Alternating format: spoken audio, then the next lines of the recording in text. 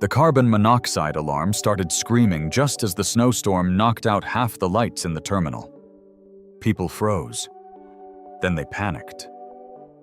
Buses sat idling nose to nose inside the big city depot, exhaust trapped under the low concrete ceiling, that invisible poison already burning in the back of throats. A toddler slipped from his mother's grip and fell hard on the slick floor. An old man in a Vietnam vet cap was clutching the arm of a plastic chair, his lips turning the wrong color. Up on the mezzanine, the regional director shouted into her phone, "We can't shut the engines off, they'll freeze. Who killed the ventilation fans?" That's when the cameras caught him. A man in a gray maintenance jacket, mopping bucket abandoned, sprinting past the ticket counters like he knew every inch of this place. He vaulted the employees-only chain, punched a code no one thought a janitor should know, and disappeared into the control room. Through the glass, people watched him move his hands over the old analog panels, like he was playing some instrument only he understood. Lights flipped. Valves slammed. Fans coughed, then roared back to life. No one knew his name. No one knew that 10 years earlier, he had designed buildings other people trusted with their lives. And no one understood why a man like that was pushing a mop in a bus station at 2 in the morning. Before I go any further, tell me where you're listening from tonight, and hit that like and subscribe button if you believe courage still matters in this world. His name was Marcus Reed. He was 37 years old, and most nights by the time Cleveland went quiet and the last commuters had scattered home, he was just the guy in steel-toe boots rolling a trash barrel down the echoing corridors of Lakefront Central Bus Terminal. On paper, his title was Overnight Facilities Technician. In reality, he cleaned up coffee spills, unclogged toilets, and taped cardboard over drafty windows that corporate refused to replace because it wasn't in this quarter's budget. He lived alone in a tired, one-bedroom walk-up a few blocks from the depot with a mattress on the floor, a coffee maker on the counter, and a framed photograph he never touched his wife on a sunny balcony hard hat crooked on her head, laughing at something just out of frame. Most people saw him as background. The younger supervisors barked orders without looking him in the eye. Riders brushed past him irritated if his mop crossed their path. The only ones who really talked to him were the late-shift security guard and the kids from the neighborhood who drifted in after midnight pretending to play phone games while they waited for trouble to die down outside. Marcus had his routines. He clocked in. He walked the platforms. He checked the boiler gauges even though nobody asked him to. Twice a month, like clockwork, he stopped at the little community center on 13th Street on his way to work and slid an envelope under the office door of East Side Youth Boxing. Half his paycheck in cash. No note, no name, just enough to keep the lights on and the kids off the corners like his wife used to say. By day, National Express Transport bragged on TV about connecting America safely. By night, Marcus watched them defer one more repair, ignore one more leak, push one more aging bus past its inspection date. He saw the same corners being cut he'd once sworn he'd never allow on any project with his name on it. He kept his head down anyway. He cleaned. He paid his quiet debt. He tried not to think about concrete and calculations, and the day a pedestrian bridge he'd stamped as safe had taken his wife with it when it failed. And it might have stayed that way, him invisible, the company coasting on luck, if not for a single piece of paper that landed on the wrong desk. One Tuesday afternoon, during a budget review on the 10th floor, a payroll report slid out of a stack in front of the regional vice president, a woman named Laura Kane, whose job was to squeeze every last dollar out of every root. Her eyes skimmed the page, then stopped. Employee Reed Marcus J. Position Facilities Tech. Overnight. Net pay $1,860. Recurring deduction. External check transfer $930. East Side Youth Boxing, Cleveland, OH. She frowned. half his paycheck, every pay period, to a rundown boxing gym in a part of town they told their executives not to drive through at night. "Who is this guy?" she muttered, tapping the paper, "and why is he giving away more money than some of my managers?" That question, more than any safety audit or inspection report, was the first hairline crack in the wall between Marcus's hidden life and the crisis that was about to test what kind of man he really was. The next morning, the depot felt colder than usual. Not weather cold, something in the air. Supervisors huddled in tight circles near the dispatch office, talking in clipped whispers. When Marcus walked in, time card in hand, a few of them stopped mid-sentence. The looks they gave him weren't openly hostile, but they had that brittle edge he recognized from his past life.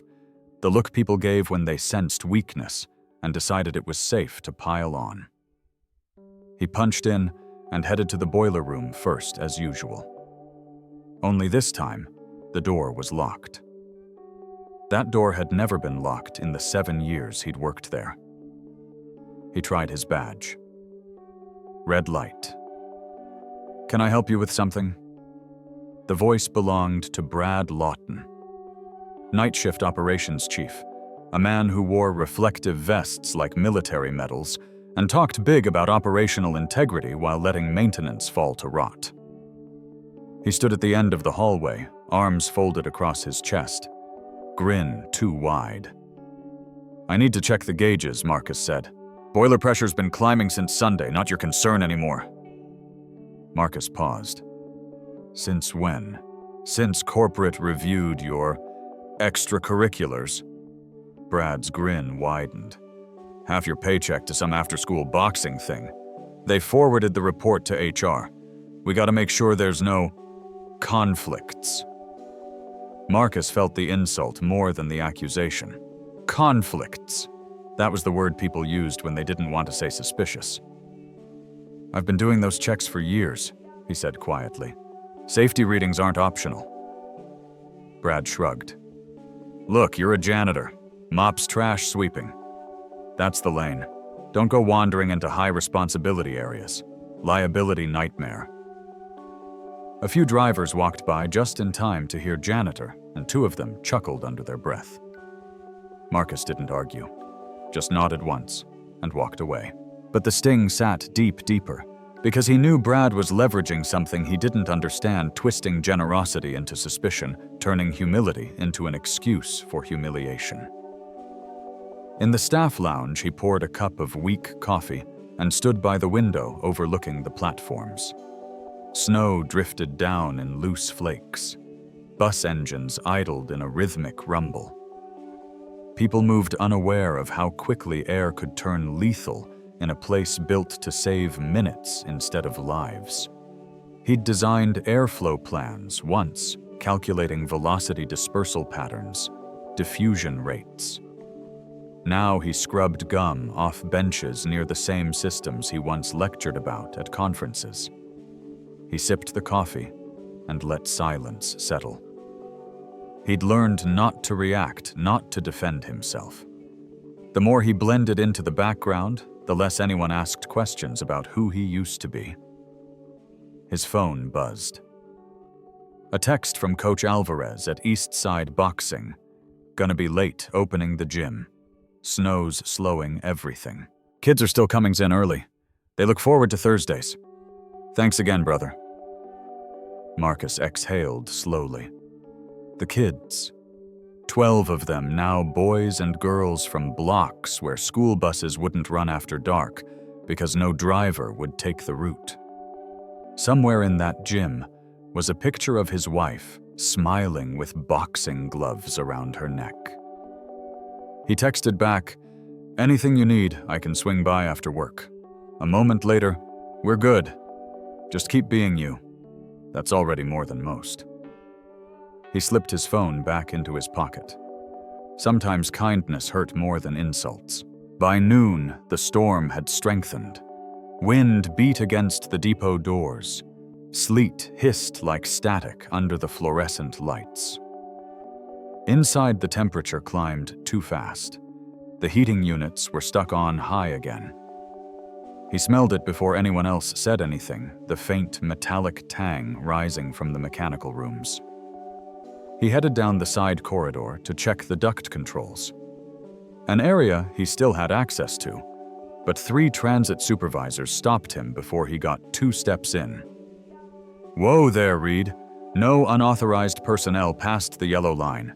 You're being evaluated for financial irregularities." Financial irregularities. That was new. And absurd. He kept his voice level. "You have a failing actuator in the east heater. If you don't drop the output, it'll trip the breaker or crack the duct panel." A supervisor scoffed. "You don't know that."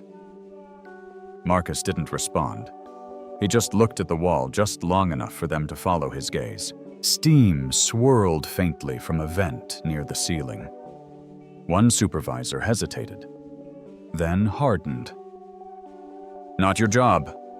Move along." He stepped back, but not out of fear, out of clarity. They weren't protecting safety.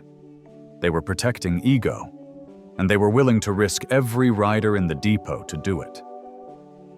He turned away, not because they were right, because he no longer had the authority to intervene without making trouble for someone else, someone who didn't deserve it. At 2:17 p.m., news came down the regional VP. Laura Kane was doing an unscheduled walkthrough. The entire depot snapped to attention. Supervisors straightened jackets. Dispatchers shoved paperwork into neat stacks. Someone even lit a cinnamon-scented candle in the break room to mask the diesel smell. Marcus kept on with his rounds, sweeping near the west loading area. But he felt her before he saw her heels striking the tile hard enough to echo. The kind of walk that belonged to someone who believed the building bent slightly under her command. She stopped a few feet from him. "You're Reed." He nodded.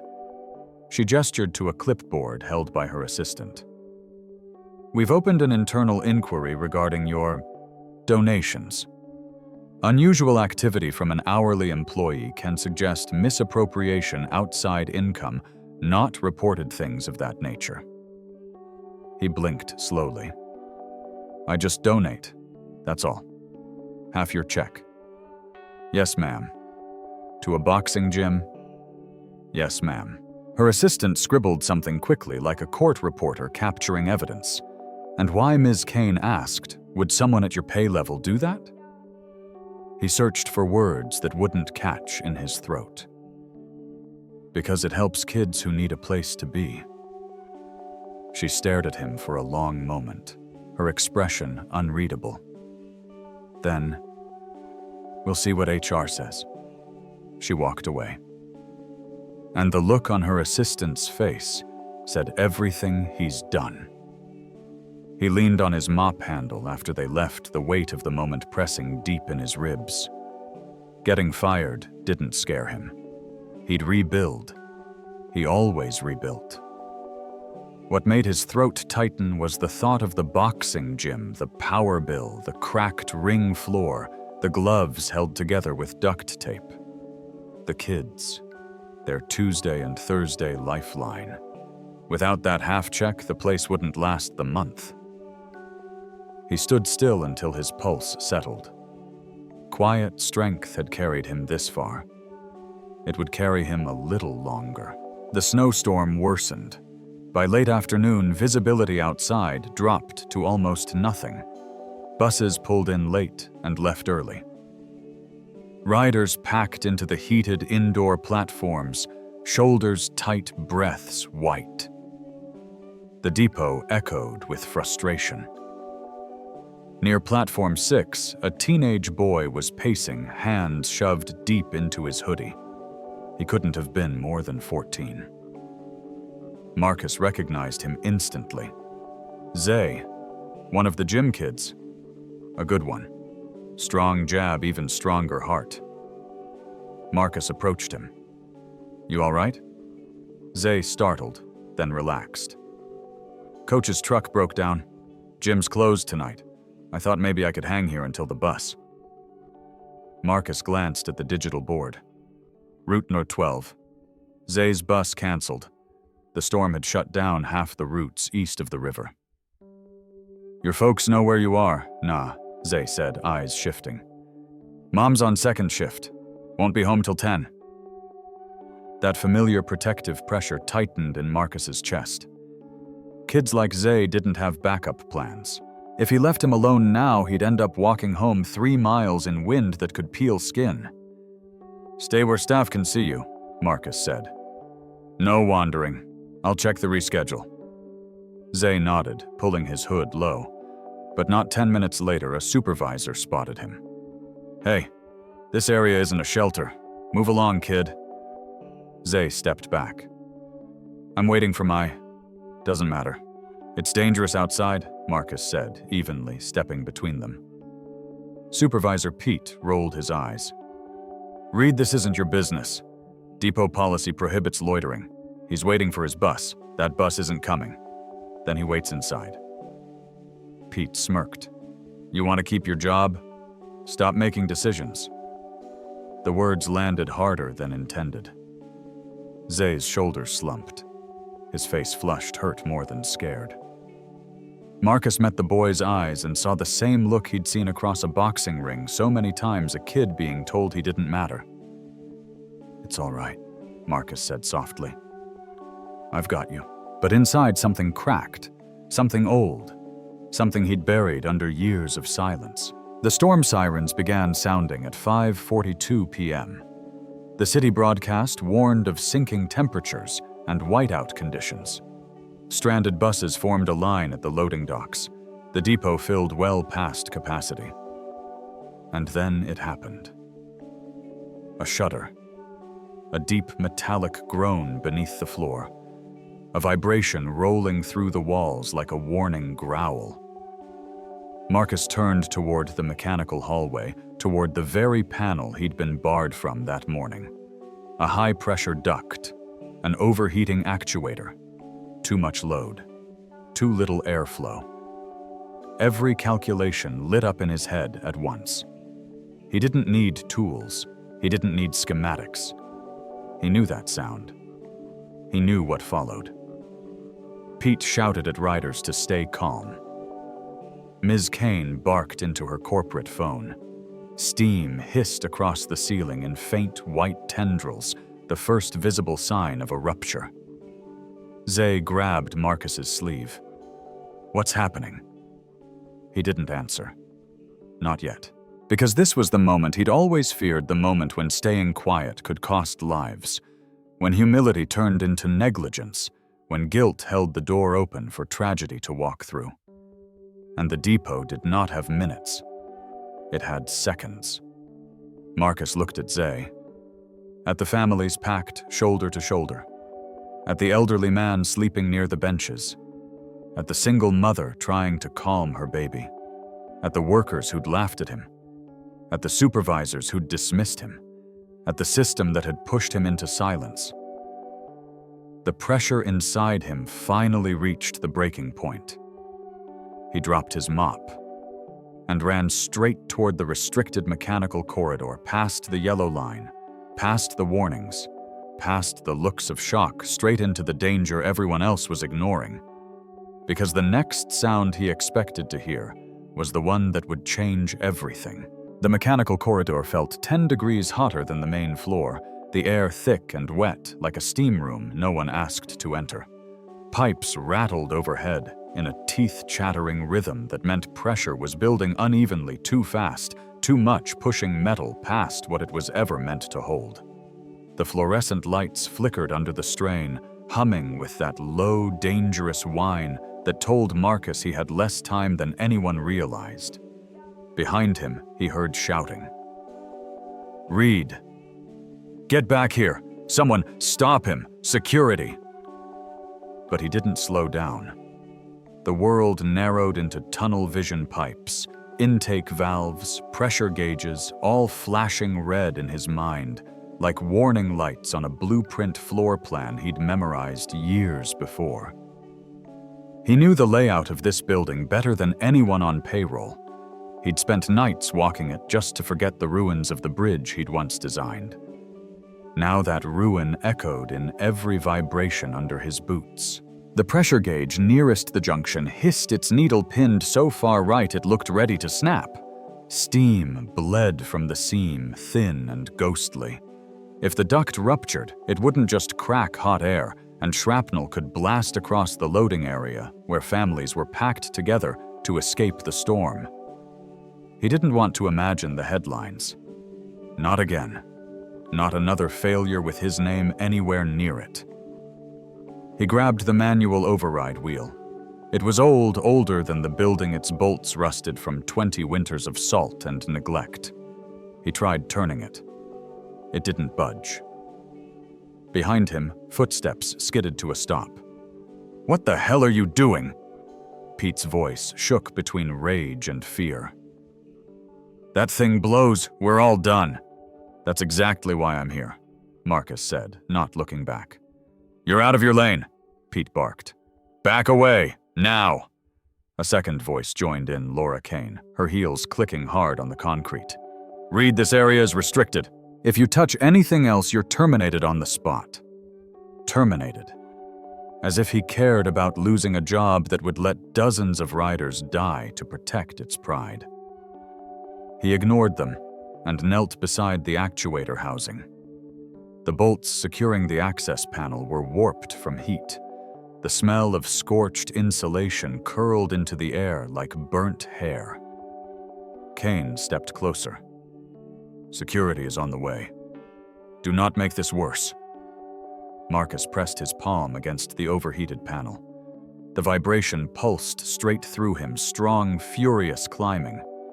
He knew the math behind that pulse, knew what the next stage looked like, knew what it did. A memory slammed into him. His wife Elena standing on the half-completed pedestrian bridge that bore both their names on the engineering certificate. She smiled under her hard-hat chin smudged with dust, telling him they had 3 more months before opening day. They had walked that span together, hands gripping the railing, proud. A week later, the cable anchor pit they'd warned the contractor about collapsed under rushed concrete curing. She had been checking the stress readings. The bridge took her with it. He'd carried her loss through every building he entered since. In the depot corridor, he whispered, "Never again." Heat surged through the pipe, almost burning his fingertips. He turned back to the manual wheel, braced his feet, pulled. Nothing. Not a millimeter. The steam hiss climbed into a high-pitched wail. Zay's face flashed in his mind. That scared kid who just wanted a safe place to wait for his bus. If this duct burst, that corridor would turn into a blast zone. Marcus reset his grip, shifted his stance, pulled again. His shoulders screamed, the wheel groaned, then slipped just enough to bite. "There you go," he muttered through clenched teeth. "Come on!" Laura Kane shouted for him to stop. Pete swore under his breath. Somewhere behind them, riders screamed as another hiss of steam shot from the ceiling vent. Marcus dug in. Suddenly, footsteps thundered on the other side of the corridor. "Move, Reed." It was one of the security guards. Sam, a guy who'd played high school football and never let go of the shirt size. His face was pale, eyes wide. "We heard a blast on the north end. Whatever you're doing isn't working." Another blast, a deeper one. The kind that meant the duct wasn't just overheating, it was buckling. Marcus shoved back the panic that rose in his throat. He pulled as if he could drag time back with his bare hands. The wheel shifted another inch. A second hiss, then a pop. A thin line of steam shot across the ceiling, slicing through dust. He had seconds. Maybe. He looked at Sam. "I need a crowbar. Now. We don't keep maintenance locker. Second door. Go." Sam ran. Laura Kane took a step forward. "Reed, you are not authorized to manipulate." "Then authorize me," he snapped.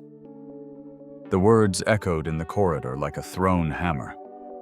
He had never raised his voice at this job, not once, not even when he was insulted. But the sound of it shocked even him. "Reed, you want to fire me, fine. Fire me after. But right now you don't have an engineer. You don't have a technician. You have a building that's about to breathe fire into a room full of families." Her mouth opened, then closed. For the first time, she didn't have a quick answer. Sam barreled back down the hall with a crowbar in hand. Marcus grabbed it and wedged the end under one of the frozen locking pins around the actuator housing. "Come on." He jammed his shoulder into it. Nothing. Another pop. A louder one. The duct overhead gave a sharp metallic cough. Marcus repositioned the bar. Tried again. The locking pin snapped loose with a crack that echoed down the hallway. He pulled the panel open, revealing the actuator. Flames hadn't started, but the glow of overheated metal pulsed like an ember. The insulation around it was starting to smolder. "Jesus," Sam whispered. Marcus reached inside. The heat was brutal, felt like sticking his arm into the back of a running furnace. But he had to break the jammed linkage so pressure could vent without blowing the duct apart. He pulled the crowbar back, swung, hit the linkage assembly dead on. Metal clanged. Something loosened. Pressure hissed violently, then steadied. He hit it again. The linkage snapped.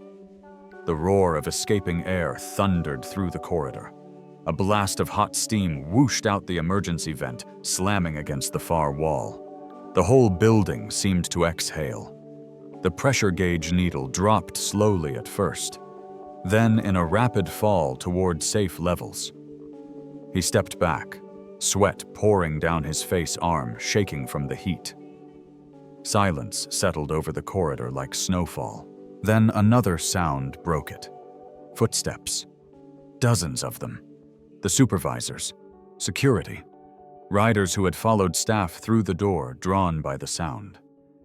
They stood there in stunned quiet, looking from the smoking panel to Marcus, who was breathing hard, one sleeve scorched, hands blackened with soot. Zay was at the front of the group. His eyes were wide. You fixed it." Marcus didn't answer.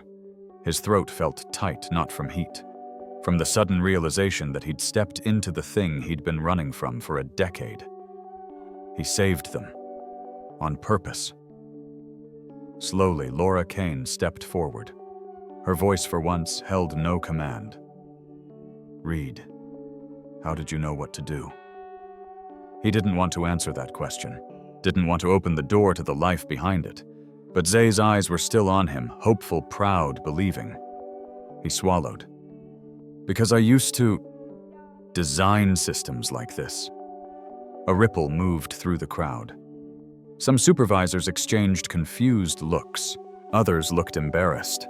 Pete's jaw hung open. Laura Kane blinked hard. "Design, meaning you're an engineer?" He nodded once, quietly.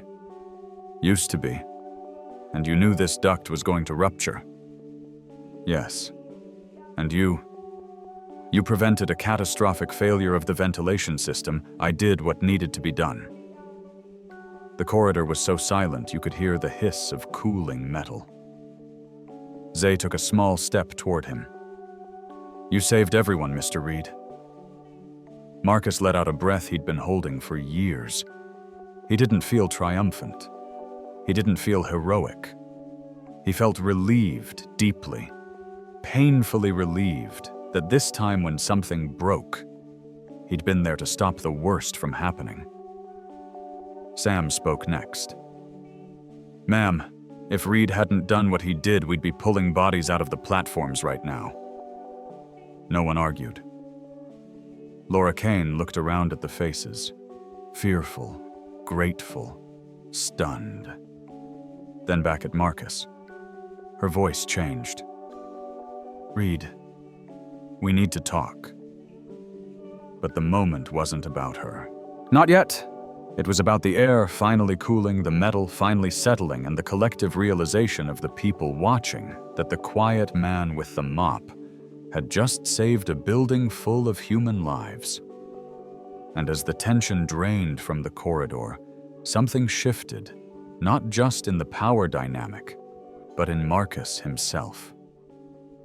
For the first time in a decade, He wasn't running from who he used to be. He was standing in it. And everyone had seen it. For a few long seconds, nobody moved. The only sound in that concrete hallway was the tick, tick, tick of metal cooling down like the building itself was catching its breath after nearly tearing apart.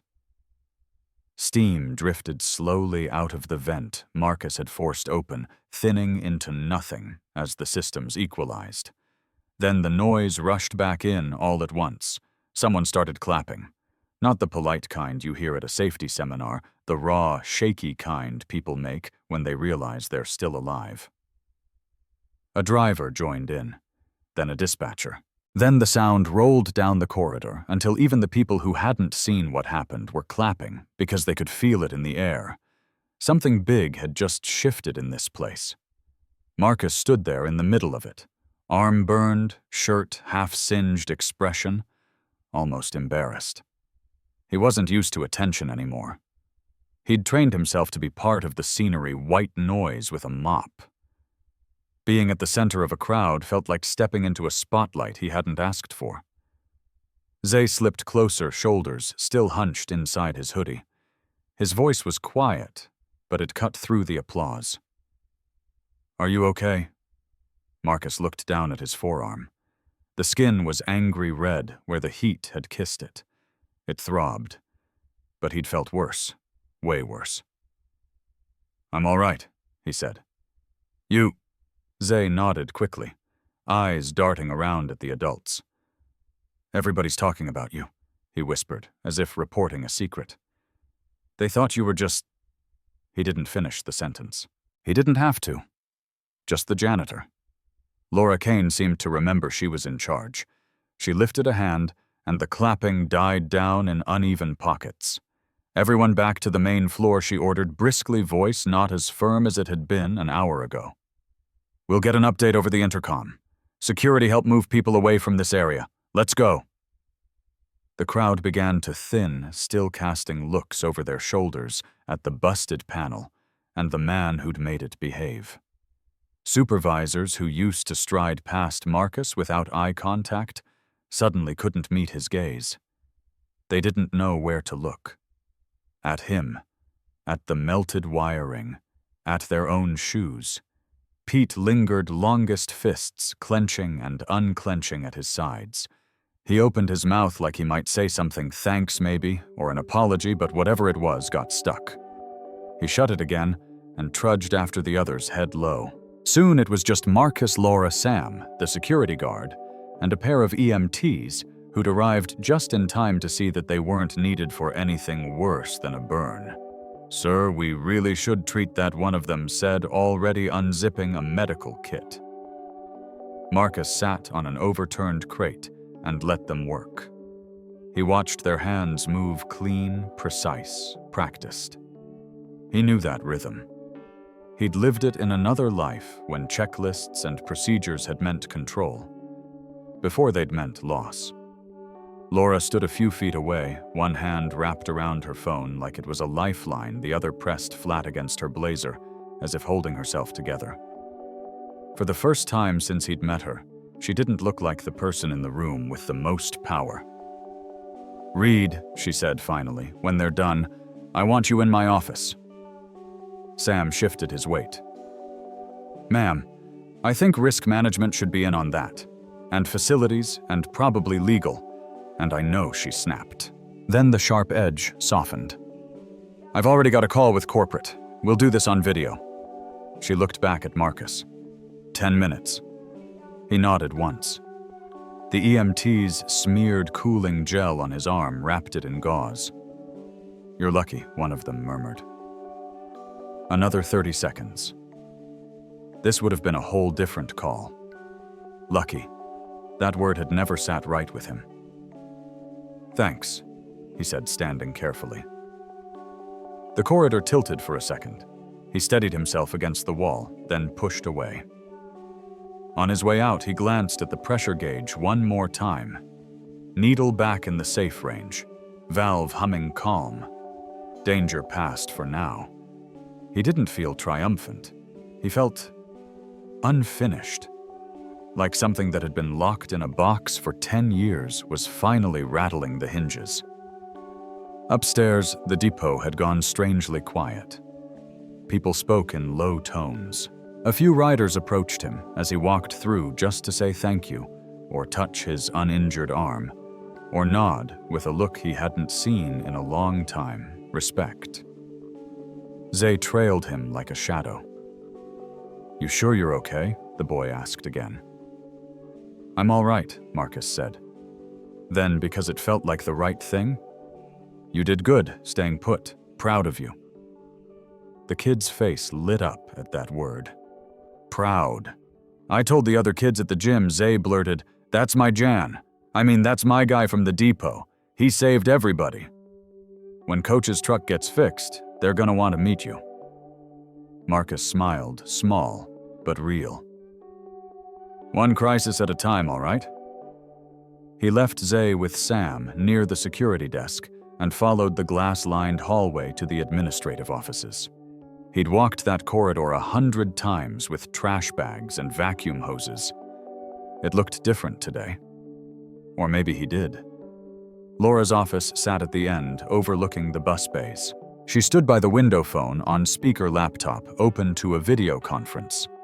3 faces stared out from the screen, corporate titles in small text under each regional risk director. Legal counsel, executive VP of operations. "Mr. Reed is here," Laura said. "Bring him in." The woman in the center said. Her nameplate read, "Emily Grant, EVP Operations." Marcus stepped inside. The door clicked shut behind him. He stayed standing because chairs in rooms like this never felt like they were for him. Emily Grant studied him for a beat. "First, on behalf of National Express, I want to say thank you. Our team on the ground says your actions likely prevented a catastrophic failure of the ventilation system." He didn't know what to do with a sentence like that, so he just nodded. "We've reviewed preliminary sensor data," the risk director chimed in. "You correctly identified an impending rupture and took action. What I don't understand is how a facilities technician had that level of insight into our mechanical systems." Laura looked at him. It was an invitation and a test. Marcus swallowed. His mouth felt dry. "I used to design structures and mechanical systems," he said. "Before here?" "What kind of structures?" Legal asked, skeptical.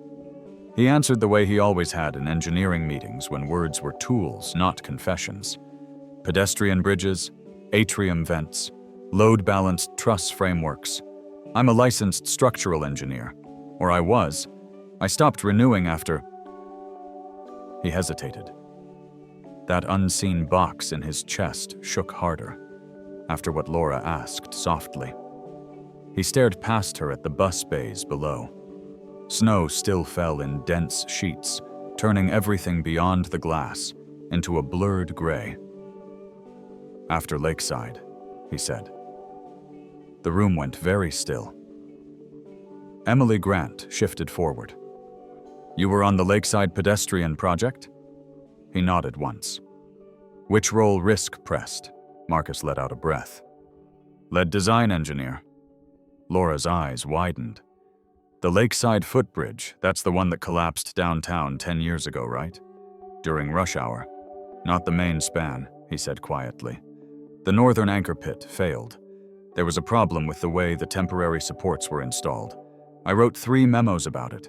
They got diluted on their way up the chain. We all know how that goes." Legal cleared his throat. "My understanding is the investigation found contractor error and exonerated the design firm. My wife was on the inspection team that day." Marcus continued, voice tight but steady. "She called me from the bridge that morning. Said she didn't like the sound it was making under load. Said she was going to check the cable tension herself. She was standing on the north end when the concrete gave out." He swallowed hard. For a moment, he wasn't in the office. He was back on the riverbank, red and blue lights, flashing sirens, wailing the sky too bright for the ache in his chest. The collapsed section lay twisted in the water like broken bones. Reporters asked him questions with microphones he couldn't hear. "I knew the math was right," he said. "But I also knew I hadn't fought hard enough when they rushed the curing schedule. I watched the company spin it as tragic but unforeseeable. They cut a few checks, put up a plaque, then took another project with the same contractor 6 months later." His gaze shifted back to Laura, then to the video call. "So I walked away. From engineering. From firms, from clients, from rubber stamp safety meetings. Took the first job that let me be near systems, but not responsible for them. Facilities. Cleaning. Night shifts. I could see the bones of buildings without touching them. Until today," Emily said quietly. "Until today," he agreed. Silence fell. Not the awkward kind. The heavy kind, when people are weighing what matters more, liability or truth. "It explains a lot," the risk director said at last. "Your actions today show expertise we didn't know we had on staff." That stung more than he expected. Didn't know we had. They'd had him for 7 years. No one had ever asked who he used to be. Laura straightened. Something in her posture had softened, but her executive spine was still there. "Mr. Reed, we owe you an apology." He blinked. He hadn't expected that. "I treated your generosity as suspicious," she said. "I let a payroll line item matter more than the character behind it. Today you put yourself between this company's neglect and the people who depend on us. And you did it while carrying all of this." Her hand moved to her heart for a moment, then fell. "I'm sorry." The words were simple. They landed like something heavier. He didn't say, "It's okay," because it wasn't. Not really. But he nodded. Emily leaned closer to the camera. "Here's the situation. Local inspectors will be all over this. We're required to report the near failure. There will be questions about why that duct wasn't maintained, why our systems rely on manual intervention, and how an overnight tech ended up saving the day." "You could spin it," Marcus said. His voice came out flatter than he intended. "Make it a feel-good story. Unsung maintenance hero. Then go back to business as usual." He saw Laura flinch at that. Good, he thought. She should. "We could." Emily replied, not offended. Just honest. "Or we could do something else." "What's that?" he asked. "Fix the problem at its root," the risk director said. "Our internal review shows repeated deferred maintenance work orders for this depot. Cost-saving measures schedule compression postponed upgrades." "Sound familiar, Mr. Reed?" It did. Too much. "We need a comprehensive safety overhaul of our regional infrastructure," Emily continued. "Real oversight. Real authority. Someone who understands both design and the consequences of cutting corners. Laura tells me you've been quietly walking this building at all hours, checking gauges no one told you to check." He shrugged, a little embarrassed. "Old habits. I like knowing how a system is really doing, not just how the report says it's doing." What if Emily said slowly, "That was your job?" The words hung between them like a new kind of bridge. "We want to create a regional safety systems role," she said. "An internal inspector general for the physical side of our operations. You'd answer directly to my office, not local supervisors. You'd have the authority to flag issues, shut down platforms, call for repairs. You'd be paid accordingly. And yes," she glanced at legal, "we'd work through the licensing questions. If you wanted to pursue reinstating your PE, we'd sponsor it. If not, your experience still stands." Laura turned to Marcus. "You wouldn't be our janitor anymore," she said. There was regret in the way she said the word, like she hadn't respected it until now. "You'd be the person we listen to before anything breaks." He looked at the floor, at his burnt bandage, at his calloused hands.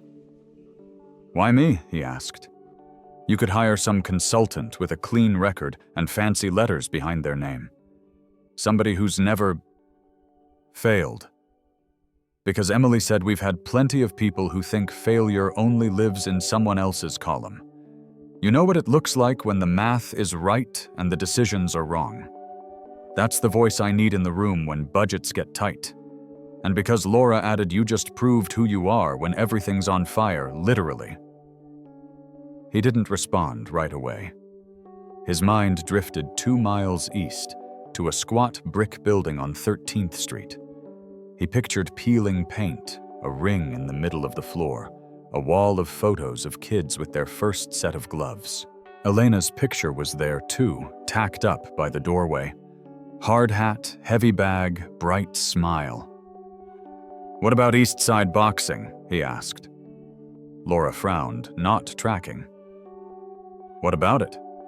He met her eyes. "If you promote me, if you change my pay grade, HR's going to look at those donations again. Somebody's going to say I can't keep giving half my check away. They'll call it a conflict, or irresponsible, or both." Emily exchanged a look with legal, then back to him. "Is that why you've stayed where you are?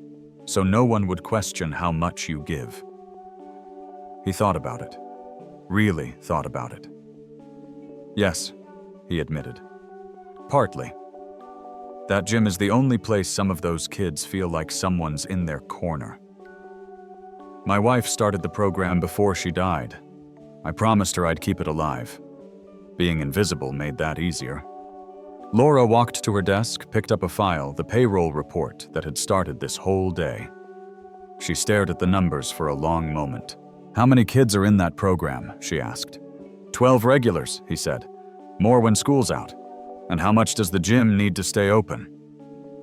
Emily's voice was all business again, but the sharpness had shifted into something closer to resolve. "More than I can give forever," Marcus said. "Rent's going up, equipment's breaking. Coach sells half his own stuff to cover utilities some months." Laura closed the file and looked straight at the camera. "If we do this," she said, "we do it right." She turned back to Marcus. "You take this job, you won't have to choose between doing what you're good at and honoring your wife's legacy."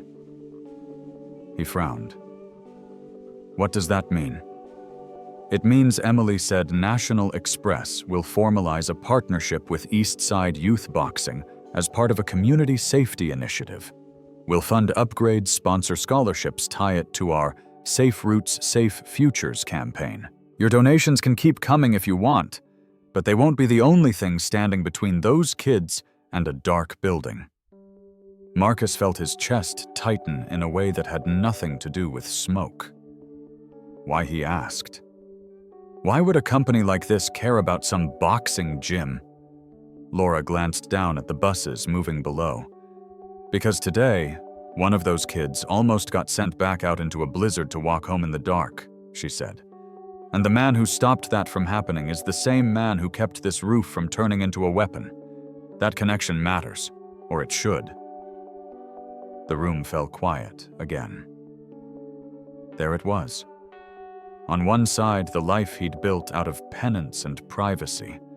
On the other, a chance to step back into the world he'd abandoned this time, with the authority to stop exactly the kind of shortcuts that had cost him everything.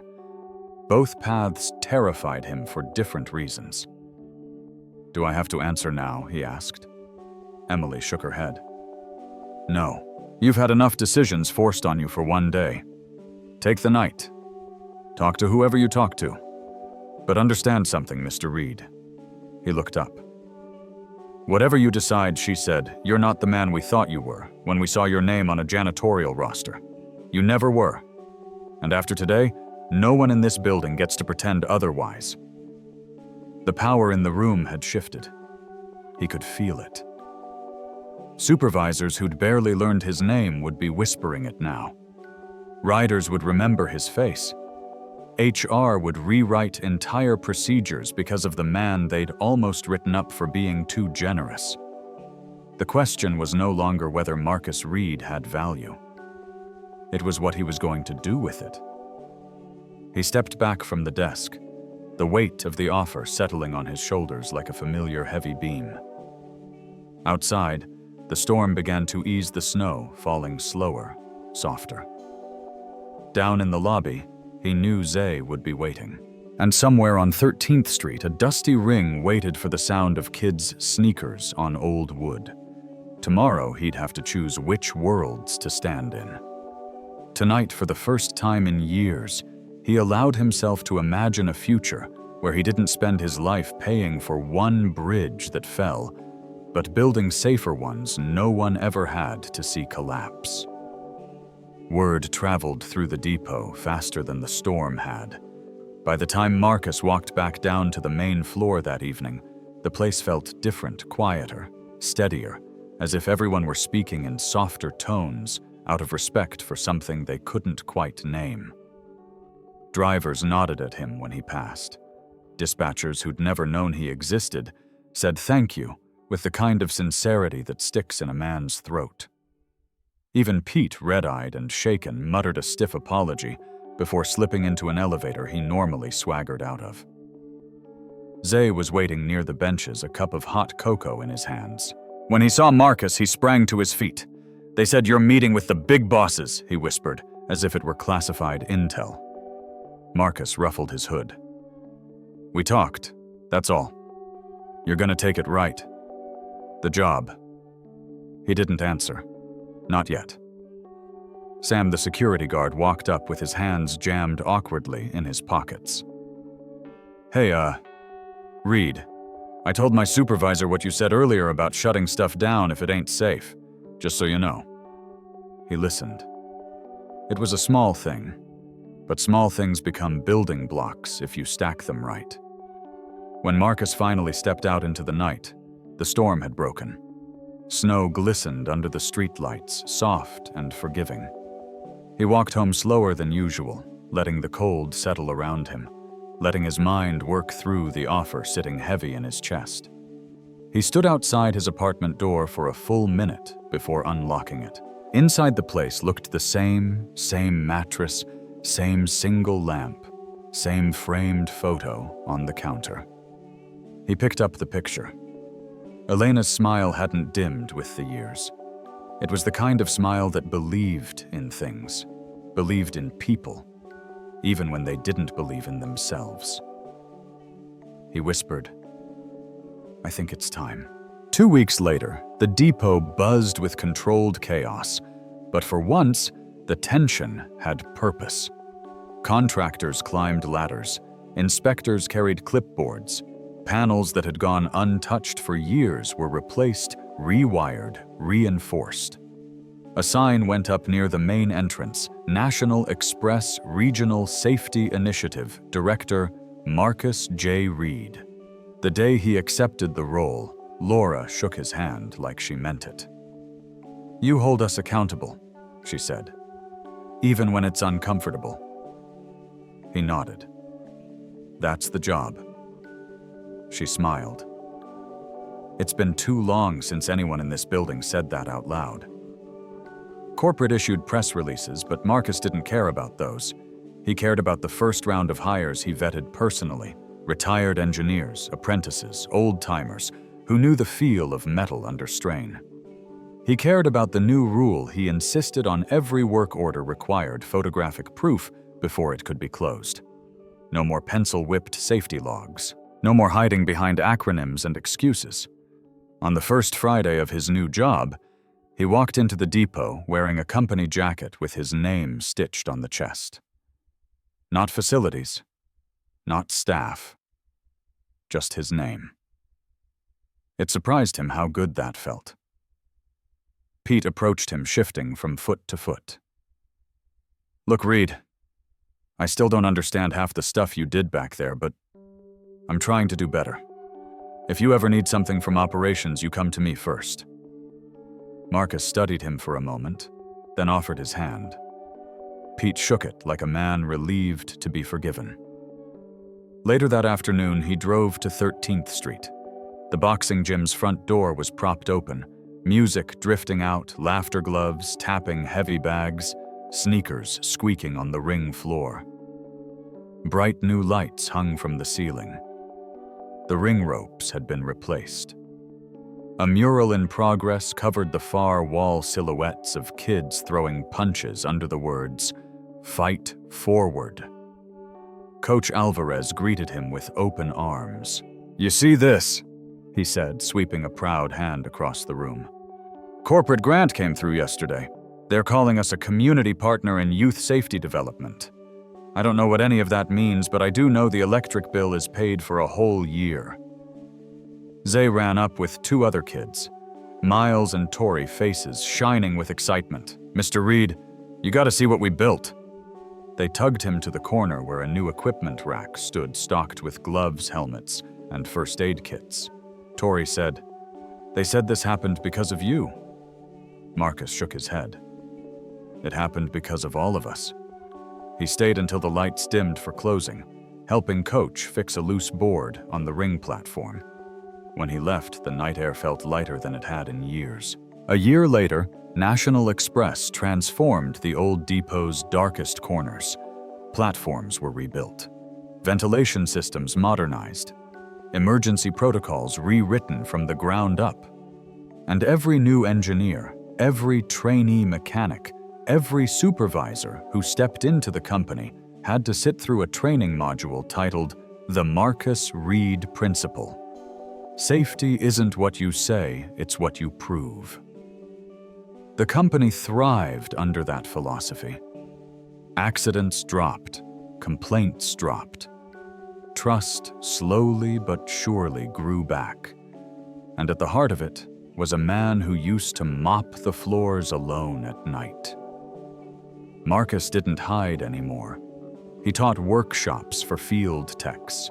He walked the building with the confidence of someone who finally believed he belonged there. And once a week, without fail, he stopped by East Side Boxing, sometimes with a bag of fresh wraps, sometimes just to watch the kids spar and laugh and grow. On the gym wall beside Elena's picture, Coach hung a new one, Marcus standing in the depot hallway the night he saved the building. Someone had snapped it from the crowd, his shirt burned, expression calm, steam rising behind him. Underneath it, in neat lettering, read, "Courage is quiet until it matters." One night, Zay approached him after class, a little taller, a little steadier on his feet. "You know," the boy said, "when I tell people what you did that day, they think I'm exaggerating." Marcus chuckled. "Then tell them the truth." "I do," Zay said. "I tell them you didn't save a building. You saved people. And that's different." Marcus didn't have an answer for that.